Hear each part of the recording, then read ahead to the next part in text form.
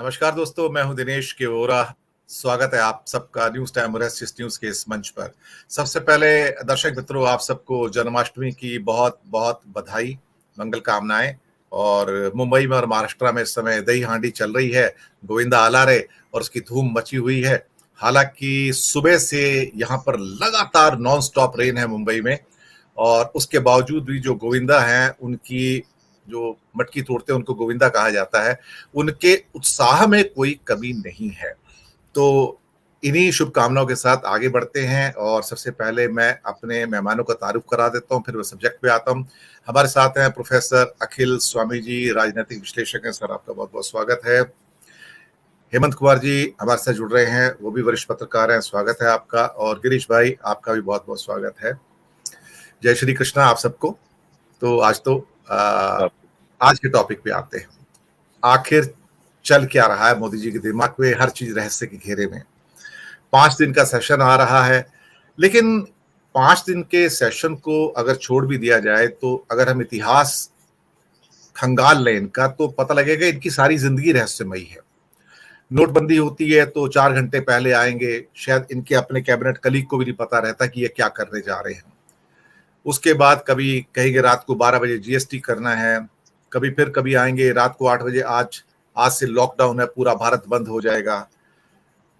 और उसके बाद एक के बाद एक इनकी अगर सारी गतिविधियों को आप ध्यान से देखेंगे तो आप पाएंगे ये बहुत ही एक रहस्यमयी व्यक्तित्व है, अपारदर्शी व्यक्तित्व है।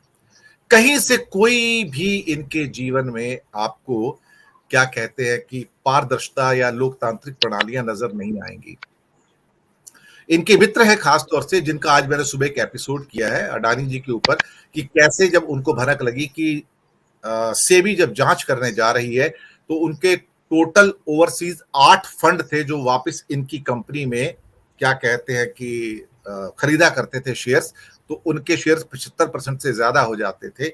और उनका एक बहुत डिटेल्ड अकाउंट आज मैंने ऑलमोस्ट आधे घंटे का आज सुबह किया, कि कैसे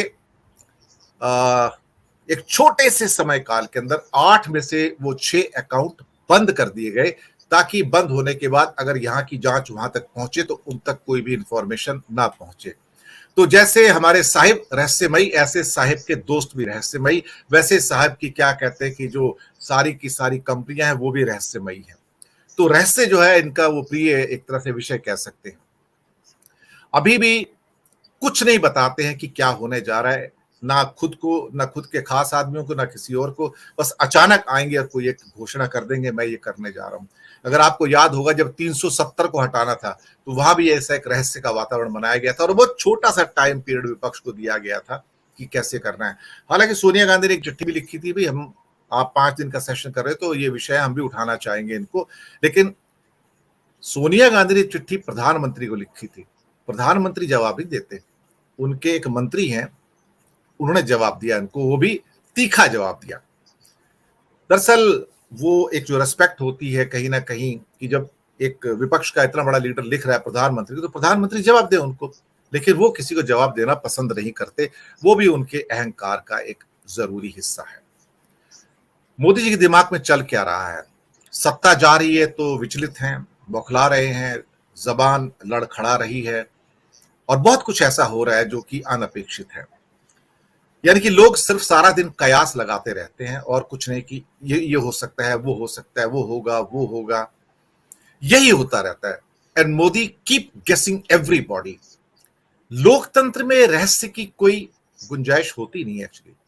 लोकतंत्र का मतलब पारदर्शिता है, लेकिन इनके जीवन में कुछ भी पारदर्शिता नहीं है, ना इनकी व्यक्तिगत जीवन में, ना इनके प्रोफेशनल जीवन के अंदर। लेकिन एक चीज परमानेंट है कि ये रहस्य बहुत ज्यादा है इनके जीवन में, और ये भारत के शायद एक सबसे अधिक रहस्यमयी राजनीतिज्ञ हैं। मैंने आपसे मेहमानों का तारुफ ऑलरेडी करवा दिया है। सबसे पहले अखिल स्वामी जी आपके पास आता हूं। लोकतंत्र में रहस्य का क्या काम है सर? हर चीज रहस्य के घेरे में है, कुछ नहीं पता कब क्या कर दे, कुछ नहीं पता कब क्या लेकर आ जाए, कुछ नहीं पता कब क्या घोषणा कर दे, चाहे वो इंडिया की हो, वन नेशन वन इलेक्शन की हो, क्या कुछ रात को जैसे दिमाग में कोई एक शगुफा आता है, सुबह आके छोड़ देना है। कोई भी तंत्र जो है ना, इस किस्म की अनप्रेडिक्टेबिलिटी स्टेज में नहीं चल पाता है। अखिल स्वामी जी। देखिए दिनेश जी, मैनेजमेंट के जार्गन में इसको कहते हैं हुब्रिस हाइपोथेसिस। हुब्रिस का मतलब ये होता है कि जब आदमी को ये लगने लगता है, किसी मैनेजर को ये लगने लगता है कि वो कोई गलत निर्णय ले ही नहीं सकता, और उसके अगल बगल के जो चाटुकार हैं उसको ये कन्विंस कर देते हैं कि आप तो कोई गलत निर्णय ले ही नहीं सकते, आप तो विष्णु के अवतार हैं। जब ये भावना किसी मैनेजर में या किसी में भी शासक में बलवती हो जाती है तो ये हुब्रिस कहलाती है। इसमें होता क्या है कि जैसे आदमी ने गलत निर्णय लिया और वो कन्विंस था कि ये गलत निर्णय जो है गलत फल नहीं देगा, थोड़े दिन बाद उसको महसूस होने लगता है कि भाई ये निर्णय तो गलत हो गया, ये निर्णय के जो रिपरकशंस हैं, ये जनता तो मुझसे नाराज हो जाएगी। तो वो क्या करता है, एक और धमाका करता है, एक और निर्णय लेता है, उलझा देता है कि चलो इस निर्णय की तरफ देखो, ये 2 साल के बाद तुम्हें फल देगा। इस तरह से वो लगातार निर्णय लेता रहता है और जनता को गुमराह करता रहता है। मोदी जी के साथ वही हो रहा है। देखिए आज 9 साल में जितने भी निर्णय लिए गए हैं, चाहे वो किसान बिल हो, चाहे वो जीएसटी हो, चाहे वो नोटबंदी हो, चाहे वो लॉकडाउन हो, चाहे जो भी निर्णय हो, वो सारे निर्णय इस प्रकार के थे जो कि आज की तारीख में, जबकि आपके पास सारे आंकड़े हैं, विश्व के आंकड़े हैं, और दिनेश जी आप तो इतनी रिसर्च करते हैं, आप पता चलाएं विश्व में किसी भी देश में आज तक जितनी जगह भी नोटबंदी हुई है, आज तक कहीं सक्सेसफुल नहीं हुई है। कई देशों की तो अर्थव्यवस्था बर्बाद हो गई है नोटबंदी की वजह से। अमेरिका जानता है कि उसके यहाँ 20% नोट जो डॉलर हैं वो नकली हैं। नोटबंदी इसलिए नहीं करता कि उनकी अर्थव्यवस्था चौपट हो जाएगी, लेकिन जो आदमी हुब्रिस से पीड़ित होता है उसको बात ये महसूस नहीं होती। अब उन्होंने इस समय क्या किया है, स्पेशल सेशन की बात जरूर की है, लेकिन जैसे आपने सुना होगा ना कि एक राजा है जो पहले तो तीर चलाता है, और जब तीर जहां भी लग जाता है उसके चाटुकार जाते हैं, उसके चारों तरफ एक घेरा बना देते हैं और कहते हैं देखिए वाह महाराज क्या आपने निशाना लगाया, बिल्कुल ये तो बुल्स आई पे आपने लगाया, जबकि निशाना वो पहले लगाता है और गोला बाद में खींचा जाता है। यही आज हो रहा है।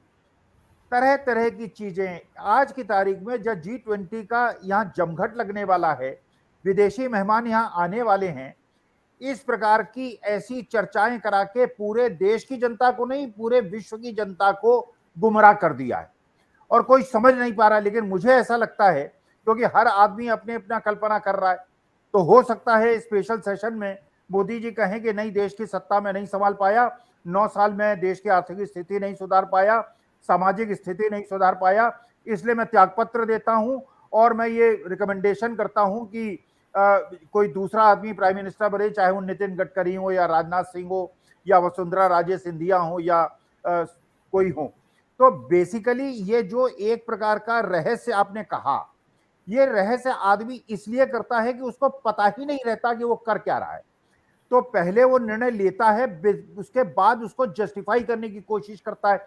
जैसे नोटबंदी में हुआ, पहले कुछ कहा गया, फिर वो बदला गया, फिर उसमें रद्दोबदल की गई, पता नहीं कितने अमेंडमेंट्स किए गए, 2000 का नोट लाया गया, 2000 का नोट वापस किया गया, क्यों लाया गया पता नहीं, क्यों वापस लिया गया पता नहीं।